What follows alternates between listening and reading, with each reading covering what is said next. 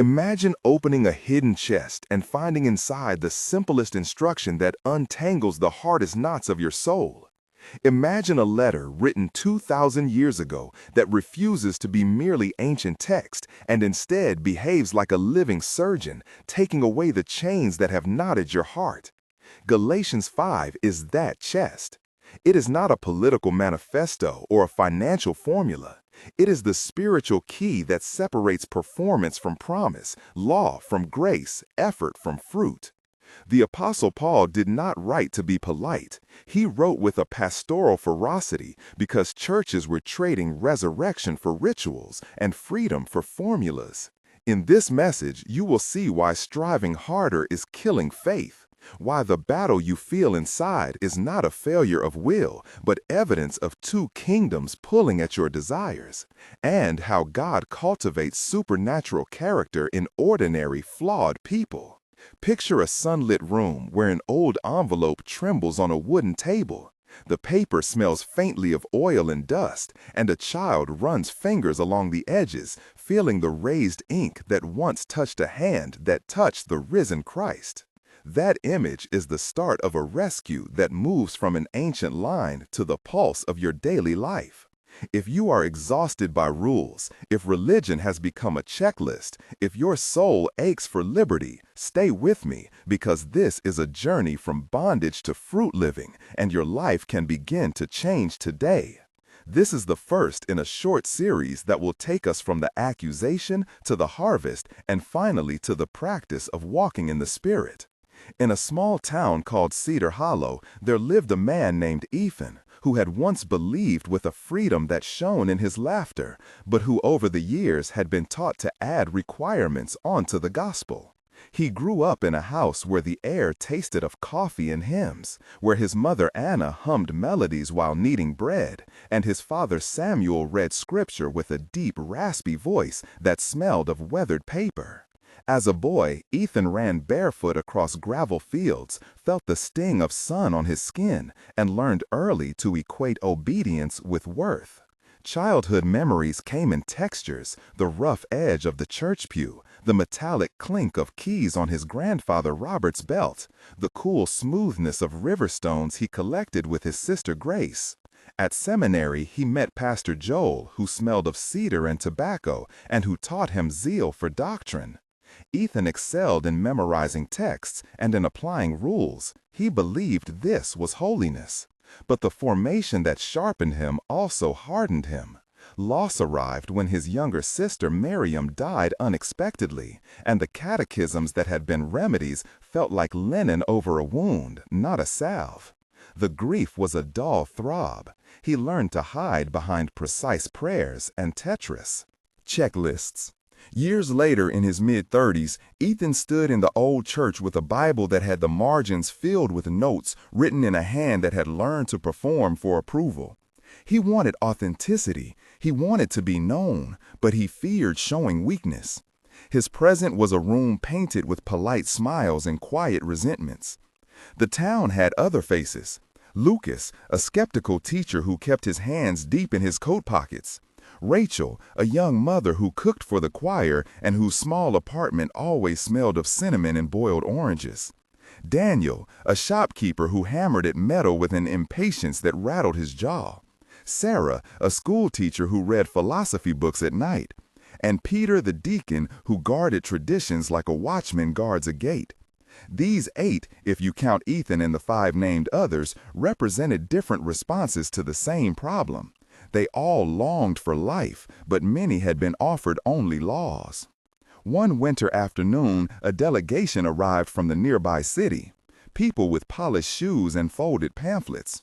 A learned theology professor named Miles, accompanied by 3 emissaries, Olivia, Thomas, and Abigail, claiming that completeness required certain practices and ritual signs. They spoke softly at first, like a knife wrapped in velvet. The air in the hall tasted faintly of coal smoke and hot tea. The carpets creaked underfoot, and light fell through the tall windows and bands that smelt faintly of rain. The town gathered, and a conversation began that would expose the cleavage between grace and obligation. The meeting became a scene of dialogue where every voice mattered. Ethan rose first, his hands slightly trembling, his words measured. Pastor Joel spoke next with the authority of years. Professor Miles leaned forward, his spectacles catching the light, and his voice was honeyed but firm. Miriam, though absent in life, had become a memory that guided Ethan in what he would say, as if he felt her presence. The room seemed to hold its breath. Dialogue unfolded fully, and I will show it to you in detail because the words themselves are weapons in medicine. Ethan spoke. I remember the day when I first felt Jesus, not as a burden, but as a rescue. Professor Miles replied, you mistake the simplicity of the gospel if you believe feelings are the measure of truth. Pastor Joel said, feelings can lie, but habits refine character. Ethan answered, but the gospel reorders habits. It rewrites our wants. Professor Miles countered, the law refines wants. It directs behavior toward holiness. Miriam spoke from a memory in Ethan's heart. I saw grace in my last days, and it did not demand a ledger. Pastor Joel nodded and said, we must be careful to not abandon discipline. Professor Miles argued, without reinforced standards, error spreads. Ethan pushed back. What if the standard we teach becomes the yoke that hides true freedom? What if the rule becomes an idol? Professor Miles replied, rules are safeguards, not chains. Pastor Joel interjected, safeguards become prison when they replace faith. Ethan asked the room, how many have felt religion tighten around your throat rather than lift your chin? A murmur moved through the crowd. Rachel whispered, I have, and Daniel looked away. Professor Miles smiled thinly, then said, do you want a life of sentiment or a life of sanctity? Ethan said, sanctity, born of bondage, is not sanctity, it is slavery. Pastor Joel spoke soft now. The difference is between earning and receiving. Professor Miles said, then you favor license over law, which invites chaos. Ethan said, we do not invite chaos when we trust the Spirit to cultivate in us what rules can only pretend to produce. Olivia from the delegation spoke, we are only trying to guard what is true. Thomas added, traditions preserve wisdom. Abigail leaned back and said, not all traditions are wisdom, some are weight. This exchange counted more than doctrine debate. It was a struggle over authority. The conversation had 12 clear turns, and every time the room shifted a fraction toward either fear or freedom. Each voice carried a scent, the perfume of certainty, the metallic tang of doubt, the warm citrus of hope. At this point, let me ask you briefly to participate in the comments. Pause for a moment and type a single word that names the rule or expectation that most ensnares your life. Choose one word only: law, perfection, ritual, or fear. Your one word will help others see they are not alone, and it will guide us in future messages toward practical steps you can take. Many people reading these words will feel a release simply knowing someone else has named their burden. Thank you for joining this small act of brave honesty. The antagonists of the story were not caricatures. They were earnest people, convinced that completeness was purchased through compliance. Their arrival introduced a yoke in the community, a yoke that pressed into knuckles and called it devotion. That was the risk Paul addressed in Galatians 5, a yoke of servitude disguised as holiness. The false teachers offered a checklist and promised status, but they also brought a subtle erosion of the core promise of the gospel, namely that grace is sufficient and faith is the instrument of justification. In this section of the narrative, we will watch how persuasion operates. It moves like a slow leak through a grander pipe.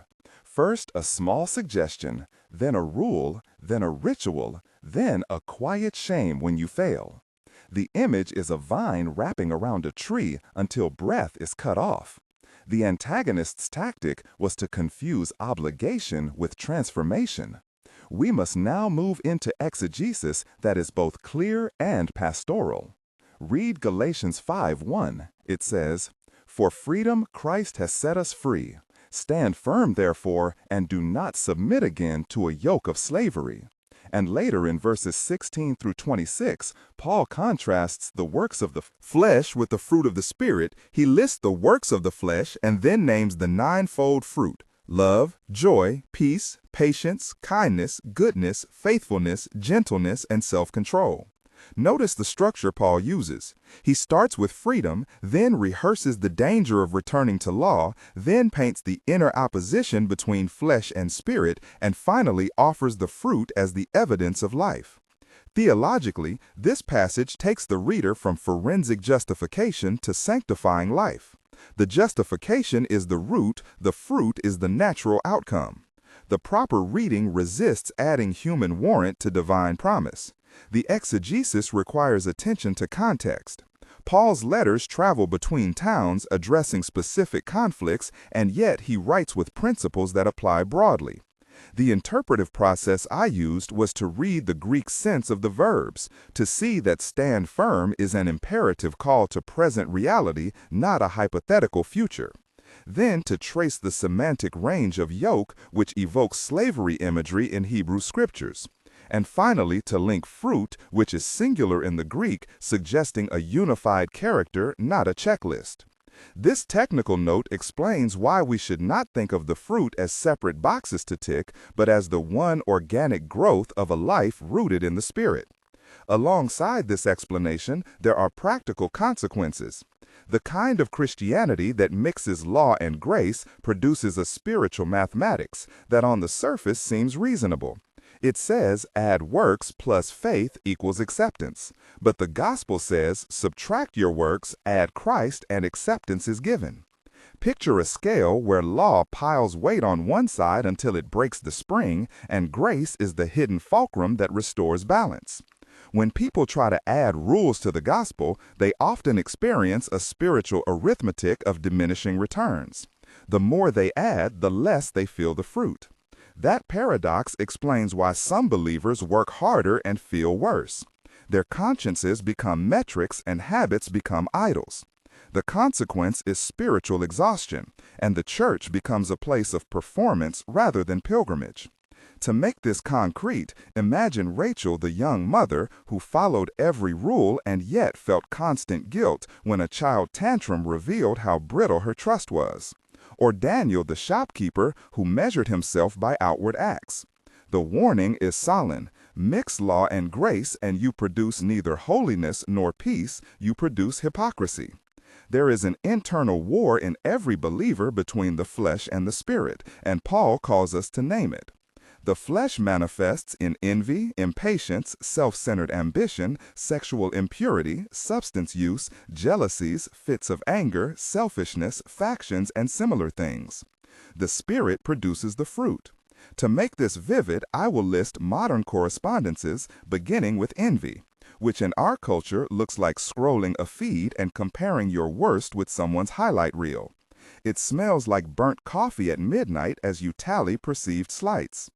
Impatience shows up as honking horns and rapid judgments. The room tastes metallic, and the air vibrates with clicks of keyboards and the hurt of relationships left unattended. Self-centered ambition becomes the quiet stealing of praise and the covert satisfaction when another stumbles, and the texture of such a life is like sandpaper under the palm. Sexual impurity includes not only acts, but fantasies that reduce another to object status, and its sound is a hollow echo. Substance dependence dulls senses and leaves a thin film on memory, like a window that fogs when you breathe. Anger appears as a clenching in the throat and an acidic taste at the back of the tongue. Factions create whispering rooms where the lights feel colder. In the community of Cedar Hollow, these things appeared as whispers at the potluck, as avoidance of eye contact in the pews, and as small silences at the end of prayers. 5 named people reacted at various points. Pastor Joel rubbed his forehead when accusations mounted. Peter closed his book and frowned. Olivia shifted in her seat. Abigail touched her wrist with a nervous thumb, and Tadas left the room to walk by the river. These names are not props. They are real responses that show how temptation fractures gatherings and hearts. We must pause and examine 3 to 5 moments of acute tension that mark turning points in the narrative. Each of these will be detailed. The first moment came when Professor Miles presented a list of practices that he claimed were required for completeness. The room felt suddenly colder, the light seemed to thin, and Ethan sensed a tightening in his chest. He stood and asked a question that broke through politeness. The question landed like a stone, and ripples formed. People who had been comfortable now shifted uncomfortably. This moment lasted as though time had been slowed, and it forced everyone to identify where they stood. The second moment erupted when Pastor Joel, in a private meeting, confessed he had felt the weight of the rules pressure his marriage. The admission was raw, like exposed nerve. The silence after his words was thick and tasted of iron, and for a brief while the congregation's scaffolding of performance seemed precarious. The third moment was public and dramatic when Rachel burst into tears mid-service after trying to reconcile Scripture with a ritual demanded by the delegation. Her sobs were a sound that cut through rhetoric and revealed the cost when doctrine becomes duty. It wounds. Each of these moments changed the trajectory of Cedar Hollow.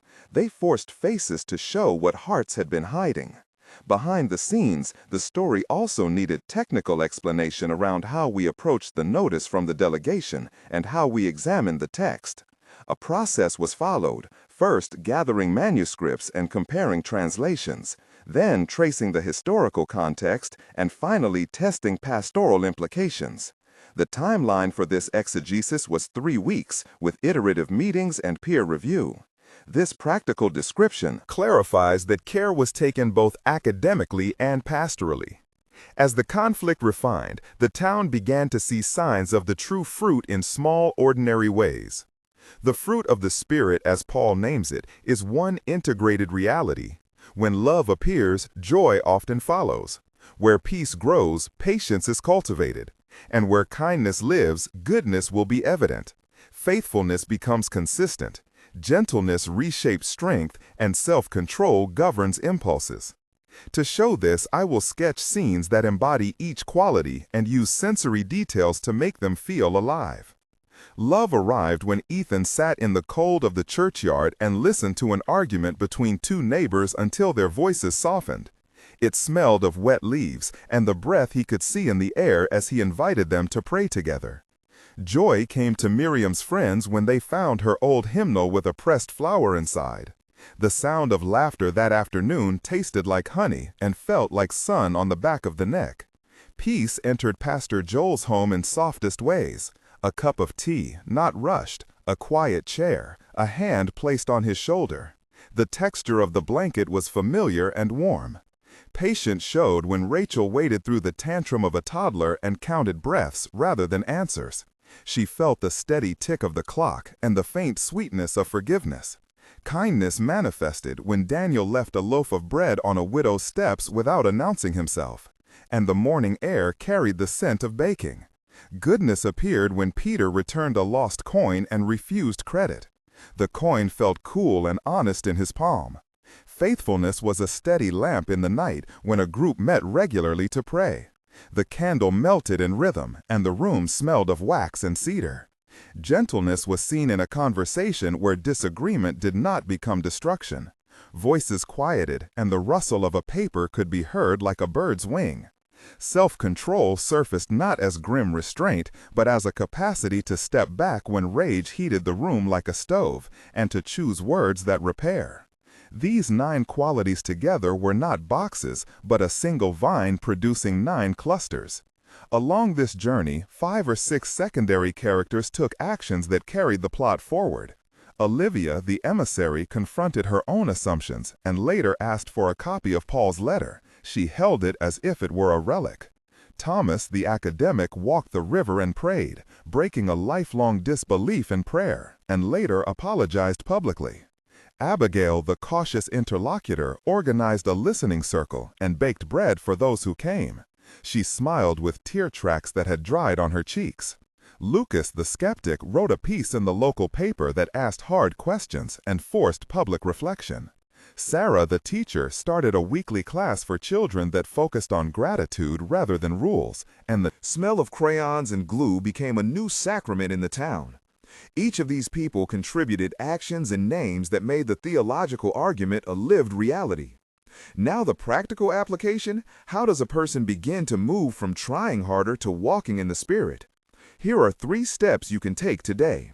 Step 1. Recognize and name the yoke you are carrying. Write it down, give it a single word, and then confess it in prayer. Step 2. Cultivate dependency practices, not performance tasks. Choose one spiritual discipline that invites reliance, such as a 5-minute morning prayer where you ask to be filled rather than a list to complete. Step 3. Practice small acts of mercy that bypass self-evaluation for the sake of another person. Bring a cup of tea, call someone by name, offer a listening ear. These steps are simple, but they recondition desire. If you implement them, expect to feel resistance. The flesh does not surrender easily. Before we move to the epilogue, we must remember the stakes. Mixing law and grace damages faith. It confuses identity with achievement, and it robs the church of witness. Paul's words in Galatians 5 are urgent because they protect the gospel's core. They call us to stand firm in freedom and to refuse a yoke that masquerades as holiness. This is not lawlessness. It is the redirection of obedience from the ledger to the life that emerges when the Spirit is given room to grow His fruit. 1 month later, leaders in Cedar Hollow reported a handful of small but significant shifts. Ethan had begun a daily practice of 5 minutes of silence in the mornings that he kept faithfully. He found that the urge to correct others softened. He woke noticing birds and the smell of coffee rather than lists, and the tone in his family changed. His wife Grace told him the light had returned to his conversation. Pastor Joel and Professor Miles met over tea in a room scented with lemon, and discussion replaced debate. They discovered common griefs and started to listen rather than lecture. Rachel found herself responding to her child with patience. She paused when she would previously have snapped, and a new pattern of breathing helped her choose kindness. The congregation reported fewer whispered judgments and more hands extended in public service. These are not miraculous overnight healings, but real signs that the Spirit honors small steps. 3 months later, the texture of life in the town was different in wider ways.